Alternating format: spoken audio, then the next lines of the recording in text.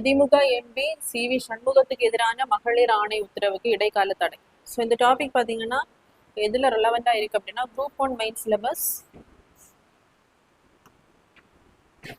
Main சிலபஸில் paper 2 social இஷ்யூஸில் women எம்பவர்மெண்ட்டில் loss இருக்கும், அதில் கவர் ஆகும். Women empowerment loss. ஸோ இந்த தமிழ்நாடு மாநில மகளிர் ஆணையம், ஸோ எப்போ இந்த அமைப்பானது ஏற்படுத்தப்பட்டிருக்கும் அப்படின்னா 1993ஆம் ஆண்டு. ஸோ 1974ஆம் ஆண்டு வந்து கமிட்டி, ஒரு குழு வந்து அமைக்கப்பட்டிருக்கும் கவர்மெண்டால, central government committee on status for women.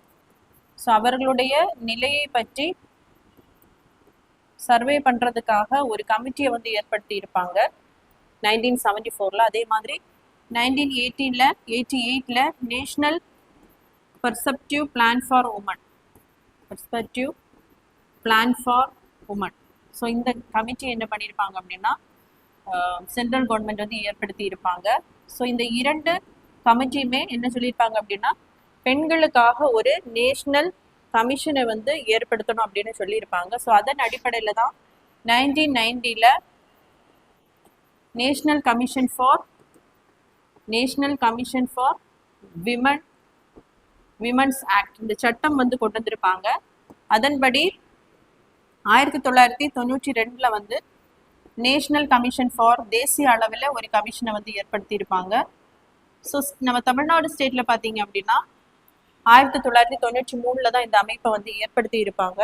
So இது வந்து ஒரு ஸ்டாச்சுட்டரி பாடி, அதாவது சட்டத்தால் கொண்டு வரப்பட்ட அமைப்பானதுனால இது வந்து ஒரு ஸ்டாச்சுட்டரி பாடி.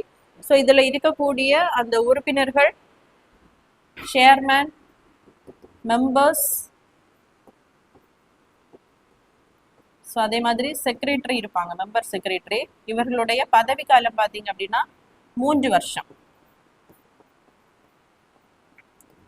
ஸோ பெண்களுக்கு எதிராக இருக்கக்கூடிய அந்த குற்றங்களுக்கு எதிராக இவங்க என்ன பண்ணுவாங்க அப்படின்னா இன்வெஸ்டிகேஷன் பண்ணக்கூடிய ஒரு அமைப்பு தான் இந்த நேஷனல் கமிஷன் ஃபார் விமன், அதே மாதிரி state commission for women. So இவங்களுக்கு சுயோமோட்டோ அதிகாரமும் இருக்கு. ஸோ எப்பப்போ பார்த்தீங்க அப்படின்னா டிப்ரிவேஷன் ஆஃப் விமன் ரைட்ஸ், பெண்களுடைய உரிமைகள் பறிக்கப்படும் போது விமன் ரைட்ஸ்